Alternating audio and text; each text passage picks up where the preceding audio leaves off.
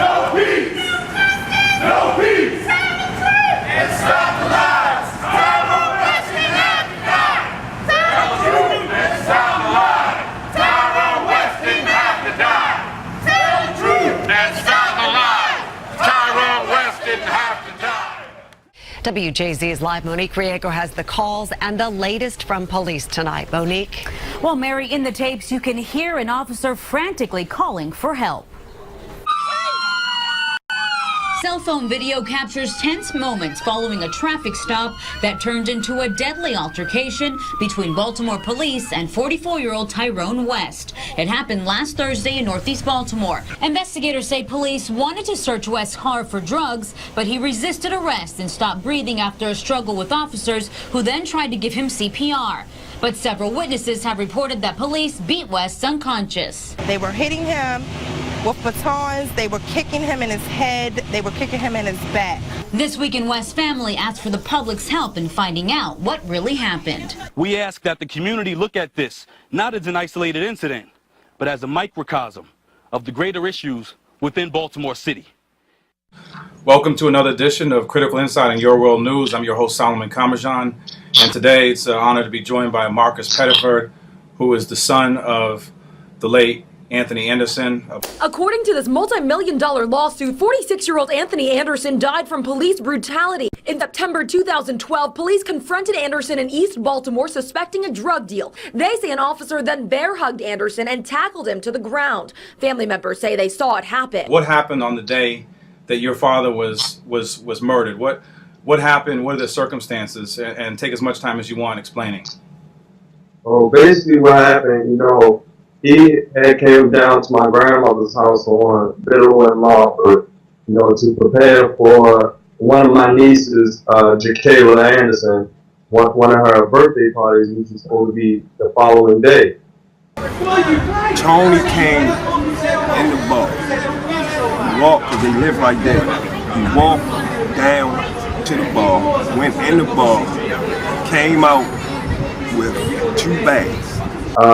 He had went to, the liquor store to get him something to drink. That was it. And the police said that they saw him do a hand-to-hand transaction, which was a lie. I was standing over there on the corner, me and another friend, and Anthony came and asked anybody for loose cigarettes. So the friend I was standing with gave Anthony a loose cigarette. Tony was saying his goodbyes to us and walked across the street to come back towards the house. I thought the police was going to come over there to me and my other friend, but that's when Anthony started going across the street. And when he was walking across the parking lot to return back to my grandmother's house, it happened in front of my grandmother, as well as my 2-year-old little niece, and as well as one of my little sisters. I saw them kick him. I saw him throw him to the ground, and that's what happened. He was walking with his back turned, right, with the 2 bags. And the police pulled over to where he was at. He stopped by Bradford Street.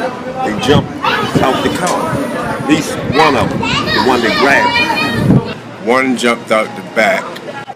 And then when they jumped out, they didn't call him. They said nothing to him. They let him know that they want his attention. They did not identify themselves. Officers say Anderson refused to follow orders and put drugs in his mouth. Jumped out the car and started running behind him like this. Going like that, so he couldn't hear him. Police say the 46-year-old fought officers after they caught him in a drug deal. Ran behind Anthony, and when he ran behind him, he didn't say stop, hold up, anything, didn't mention anything to him, just ran behind him. Officers say Anderson refused to follow orders and put drugs in his mouth. But he wasn't paying him no mind. He didn't even turn around. He just kept normally walking like that, right? He just ran up behind him and grabbed him. Police say the 46-year-old fought officers after they caught him in a drug deal. Grabbed him, picked him up, and slammed him.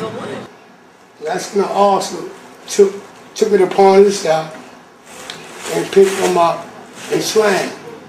So then the officer, when he had his arms locked, he lifted him up like this, and he came down when he came down by his arms being locked. If his arms wasn't locked, he probably could have put his arm up so he wouldn't hurt his neck.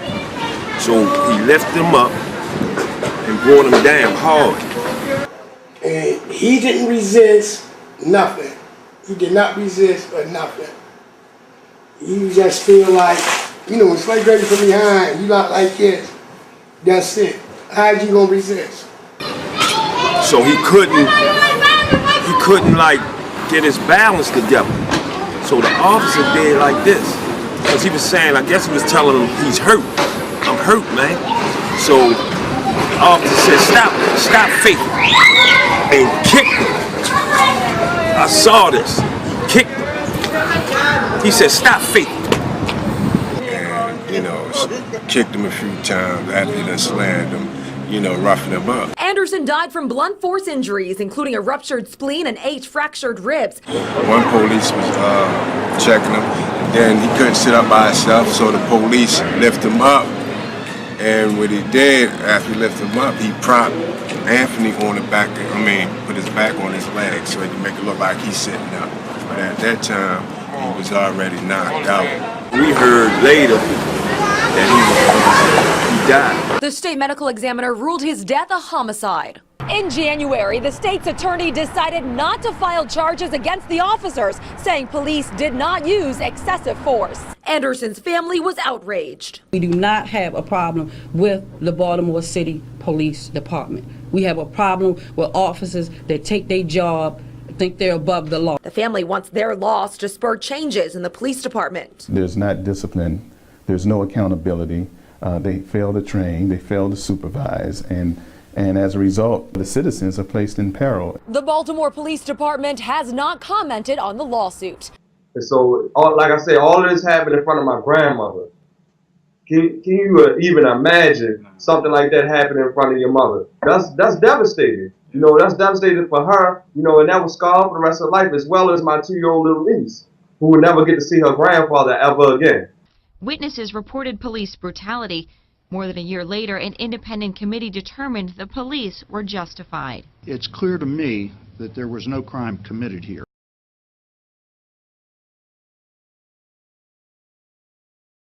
When the officers came to my home that day, my son was out back in the backyard behind a locked door. I asked them to go back outside and wait before they back up for what they were supposed to do, which is protocol. And they continued to enter my home. They get to the back door where my son is, and they looked at each other and they unlocked the door. When they entered my home, one officer had my son with 2 hands on one arm, and 2 hands with the other officer with 2 hands on his other arm, which means if each man on each arm, they could have came down together and brought him down. They go from my living room, from my dining room to my living room, and they fall on the floor. Maurice hitting his other body. The other officer is on the floor, taking out his gun, and he shoots Maurice in his chest. Maurice fall back. He go forward. I hear him make his last breath. He was dead. The other officer then shoot him in his back. The media have it being one officer was protecting the other officer and therefore feared for his life and shot the officer in his back, protecting him. Why did they open the door? For what reason? If they in a safe place, I'm in a safe place, Maurice in a safe place, why did they prevent the whole incident from even happening, and then they lied? Be aware that, like I said, these was road cop, Nicholas David Chapman, Officer Ruiz, for the simple fact, on July the 1st, these same 2 officers brutally beat Abdul Salam in front of his 3-year-old son. These same 2 cops beat, murdered, drugged him out of his vehicle, slammed him on the ground, hog-tied him in front of his 3-year-old. Had they would have placed Nicholas Davis Chapman and Officer Reed off of the streets, my brother wouldn't be dead. My name is Abdul Salam, and I'm president of an advocacy agency in Baltimore City. I work with the Department of Labor, also do therapeutic behavioral services and psychiatric rehabilitation in the community. I say these things because I was also beaten by the Baltimore City Police with my 3-year-old son 2 weeks prior to Tyrone West being brutally beaten to death. 2 of the 3 officers that beat me were 2 of the 10 that beat Tyrone West to death. My concern and my question is, Madam Mayor and officials, what are we doing to hold the repeat offenders of the department accountable? Because all of the repeat offenders are not in the street. I wasn't doing anything criminal. I was beaten and arrested. And with the line of work that I just stated, I can't take those type of charges and still proceed with my career. They need to be held accountable. We need to know what they're doing, how many of these situations are happening, and how frequently. Because had those officers been held accountable, had they been taken off the streets, we might have another young man here today to advocate for the community. I have witnesses from 8-year-old to 80-year-old witnessing this. And on camera, I have 8-year-olds saying, they're gonna take them in the van and beat the crap out of them. Ain't nothing gonna happen to them. And it's a shame that this is the mentality of an 8-year-old when the cops aren't being held accountable. My name is Shorty. I'm a United States veteran, honorably discharged. And I took an oath to serve and protect the people against terrorists, foreign and domestic. And our police department is domestic terrorists here in Baltimore City. Biggest problem we have right now is zero accountability. They kill, they beat, they maim. Nothing happens. Well, actually, a lot of things happen. Officers get promotions, they get a paid vacation, and they get to keep on doing it with even more boldness and more impunity, because if you get rewarded for brutality, why would you stop?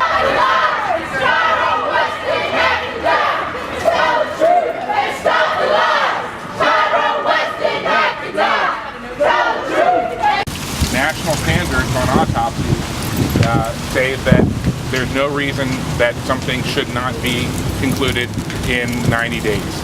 And it has, today is, I believe, the 4-month anniversary. 123 days. The resolution that I'm introducing tonight asks for both the police commissioner and, perhaps more importantly, the head of the office of the medical examiner to come before the city council and explain why this is taking so long. I don't know how official this is, that the medical examiner feels that since medical examiner is not a city agency, they do not need to be there.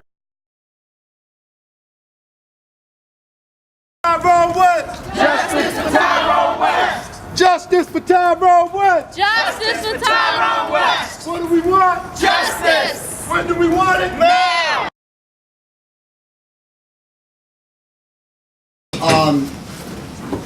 Well, first of all, good morning. My name is Greg Bernstein. I'm the state's attorney. And we're not taking any video of this, please, so if you could remove the camera from the office. We're having a meeting, and we're not going to be filming this, so I'd like you please to remove the camera. All right, we standing out here. We just got out of a meeting with Greg Bernstein, who looked my family in our face with lies. And, you know, basically what's happening right now, he just basically did what he was always known for doing. He let 10 murderers loose. He's not going to charge them the same way they killed Anthony Anderson, wasn't charged, and that's why my brother's here. You with, I'm with BAL Radio. Okay. Why can't we go in? Thank you. Are we allowed? Why exactly can't we go in? Mr. Savage will be with you shortly. Family members can't come in to a press conference about... It hasn't begun yet, sir. Yeah, I understand that, but what's the difference between... Right. You can ask Mr. Savage when he comes. All right, so you're saying we're not allowed at the press conference? I'm asking you to step on the elevator. We're going to go downstairs, and you'll be brought up when it's appropriate. When would that be? After? I'm not the person that can answer all those questions. So they're not going to let us... So I'm going to give you a lawful order. Step onto the elevator. Because at this point, you're going to be trespassing. We need you to get onto the elevator. Y'all are some clowns. Y'all are straight up clowns.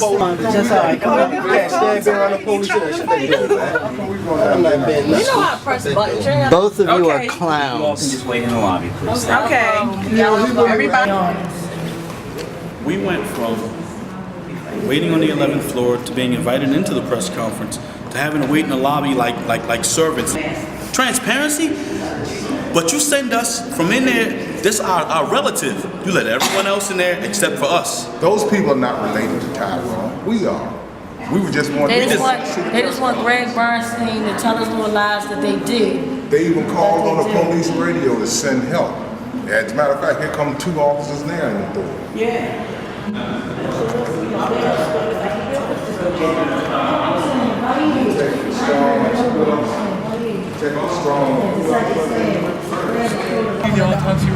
No, and it's still not complete all the way. It's still partial. It's still partial. We want this whole. It's still missing the outsourced toxicology and the outsourced pathophysiology. According to a news release that came from the Baltimore City State's attorney, West's death was caused by cardiac arrhythmia due to cardiac conduction system abnormality complicated by dehydration during police restraint. In other words, he had a heart problem that happened while he was being restrained by Baltimore City Police. However, the release continued that the manner of West's death could not be determined because of an inability to determine the absolute relative contribution of each of the described factors that caused Mr. West's death. So you got the cause of his death, but you didn't get the manner. Was it a homicide? Was it an accident? That was not contained in the release that came through the Baltimore City State's Attorney's Office.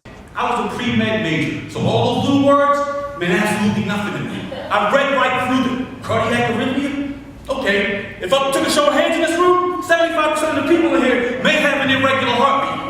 That's the truth, but it's not fatal. I had an irregular heartbeat when I was a kid. I had a heart murmur. My mother can testify to that. And I'm still standing here healthy as a horse. Number 2, cardiac conduction system abnormality. Let's stop your heart, sir. And I don't have the age to reverse that and start it again. Guess what's going to happen? It's going to stop, and it's not going to beat again. Exactly. We all know, and I love chemistry in high school. I went to Poly. I'm an engineer, by the way. You're not going to pull this on me. Chemicals, mace, pepper spray, whatever you want to name it, whatever you want to call it. We know it causes dehydration, and we know it causes asphyxia. And you have officers sitting on the curb with water being administered to them, and it's not even really a remedy. All it's doing is washing it away. It's not relieving the symptoms, so they were still feeling probably 1/10 to 1/15 of what my cousin was feeling.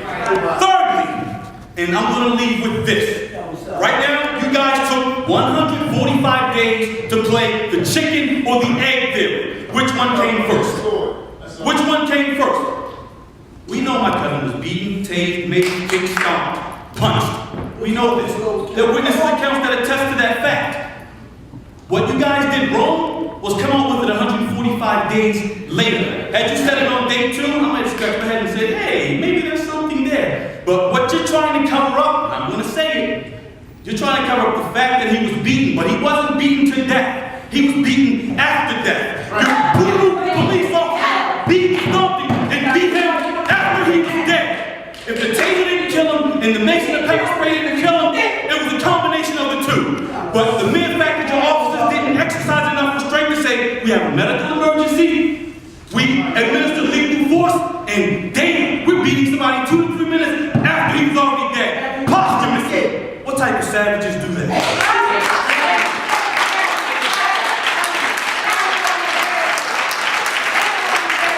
We, as the Baltimore Police Department, must have a reverence for human life. As an agency, whenever possible, we must do all we can to preserve and protect the dignity of human life.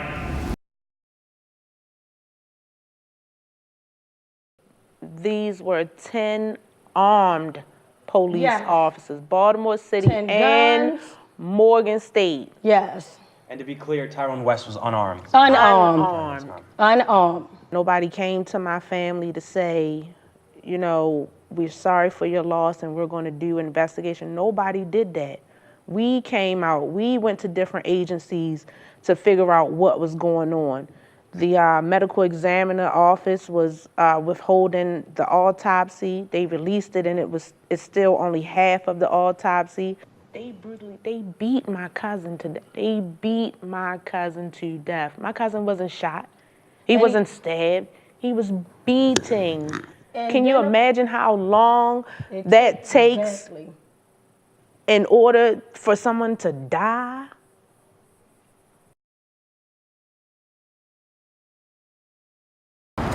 Today marks 174 days since Tyrone West was brutally murdered. We are standing here in front of City Hall, awaiting meeting with the mayor of the city of Baltimore. After speaking with the mayor today, I appreciate her seeing my family. Do I feel any different? To be honest, I don't. Until justice is brought down for Tyrone West and Anthony Anderson, this pain won't go away. You know, just speaking to the city officials, that's not going to make it better. Do something. Let me see these officers pulled off the street. I don't want another parent to feel this pain that I have suffered since July 18th. Tell the truth and stop the lies. Tyrone West didn't have to die. Tell the truth and stop the lies. Tyrone West didn't have to die. 188 days! 188 days! No autopsy report! No autopsy report! No death certificate! No death certificate! What are you hiding? What are you hiding? 222 days! 222 days! Where's our autopsy report? Where's our autopsy report? Tyrone West. Tyrone West! Didn't have to die. Didn't have to die! Brutally beat. Brutally beat! Stumped. Stomped! Made. Maced! Tased. Tased! Murdered. Murdered! A Baltimore City police officer beat a dog to death with the broom, and they let him off. They gave him he was suspended without pay. He beat the dog to death. He murdered the dog. He was suspended without pay. The dog suspended without pay. This is why my heart hurts right now. And with Tyrone, 10 to 15 cops murdered him. Brutally. They murdered him. Brutally. And they were suspended with pay. Are you all telling me, and this is why my heart is so heavy right now, are you all telling me that the dog's life was more important than my beloved Tyrone? Is this what y'all telling me on the news? I just wanted to say, since we're talking about facts, facts are that Nicholas David Chapman and Officer Ruiz brutally beat Abdul Salam 17 days prior to my brother's brutal murder. Facts are, if they would have just been placed on dusty, we wouldn't be missing my brother. This is like killing us. And then I gotta be out here taking time to march and protest to have our voices heard. Facts are, we need good cops. I want to feel safe driving down the street. Because if something happened, I'm going to surely call you, but I'm scared to call now. I don't know if they're going to come pull me now. Hear what you're saying, and I think we want the same thing. Okay. And what you want is exactly what I want. And what hopefully we come out of the case is not fairness, but justice. That we have a just case, and based on those standards. Justice. Some people on that city council have said that, you know, the commissioner, the things that he's trying to do are trying to be soft. Well, I'm trying to make this community, make the police department connect with this community, because that's who we work. And all the things that you're saying, if I do my job right, in years to come, hopefully you're not seeing the same thing. This is day number 258. A poor man's reality is police brutality. Jim Crow justice has to end, or wait till it hits your family before justice begins. From Rodney King to Emmett Till, a black man and poor man's justice, a poor man's life has no value. Anthony Anderson's brutally murdered in front of his family for no reason. It's open house killing, and it's a black man's season. Yes, ma'am. A black and poor man's reality is police brutality. Alan Bluefoot and Chris Brown, brutally murdered by people that's supposed to serve and protect our town. And last but not least, my brother Tyrone West, brutally beat to death. Our family will not rest. 258 days, still no autopsy report, still no death certificate. We want the truth. And we're fighting against a very huge machine. But remember, David went up against Goliath. Amen. And defeated him.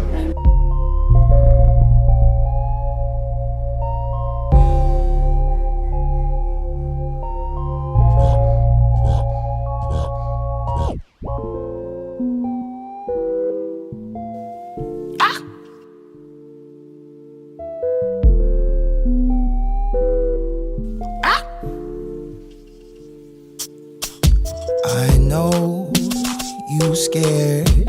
You should ask us if we scared too. I know you scared. Me too. I know you scared. You should ask us if we scared too. If you was there and we just knew you cared too. It just got warm out. This the shit I've been warned about. I hope that it's storm in the morning. I hope that it's pouring out. I hate crowded beaches. I hate the sound of fireworks. And I ponder what's worse between knowing it's over and dying first. Cause everybody dies in the summer. Wanna say goodbyes, tell them while it's spring. I heard everybody's dying in the summer. So pray to God for a little more spring. I know you scared. You should ask us if we scared too. If you was there and we just knew you cared too.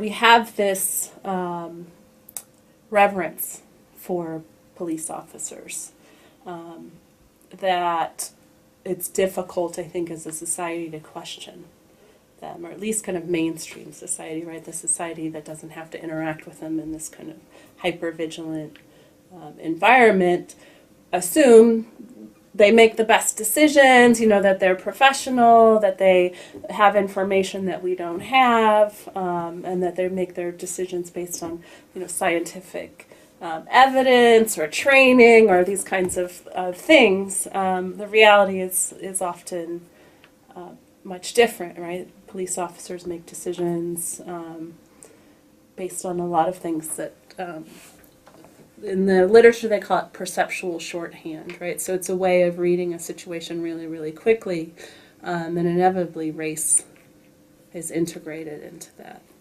And most people, and probably most white people that aren't living in poor communities of color, have no sense of what it's like to live in a neighborhood with that level of aggressive policing.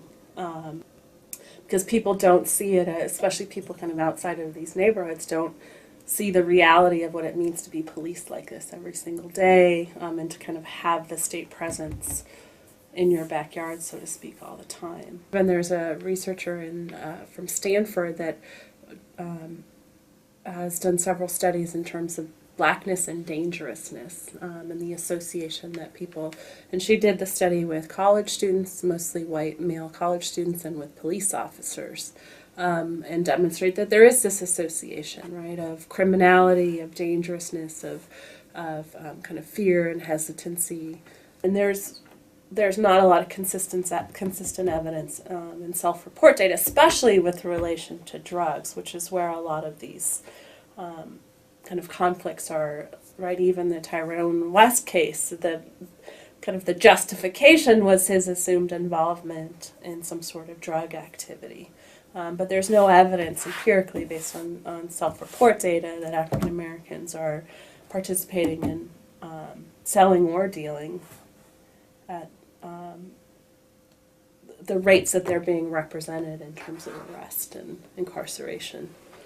Well, I mean, I think one of the main things is that people are looking for, especially people that aren't directly involved or impacted, is some sort of justification. I think the kind of inclination of the community, in part because there is like this overarching desire to have confidence in your police force and support the police force, and this kind of buy-in in terms of the noble mission of police officers. The inclination is try to look at the victim of brutality and look for reasons why that person might have been victimized by the police that somehow make it feel better.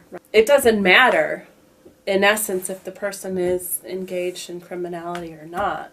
The reality is that the police don't have the authority to use deadly force unless there is an immediate reason to use it, right? Unless there is somebody that's going to there's reasonable belief that the police officer thinks that someone will die or that they will die. Those are in all the kinds of continuums of police force that you see, and there's various ones adopted around the nation, but typically deadly force, the highest use of force, is always reserved for that circumstance. And that was actually directly out of a Supreme Court case in the 1970s, Tennessee v. Gardner, where this one young African-American man had broken into a house when the family wasn't home, so the neighbors had called, the police had arrived, he was fleeing over the fence, and the police shot him essentially in the back. And there was no weapon. The police recognized that and said it, on court record.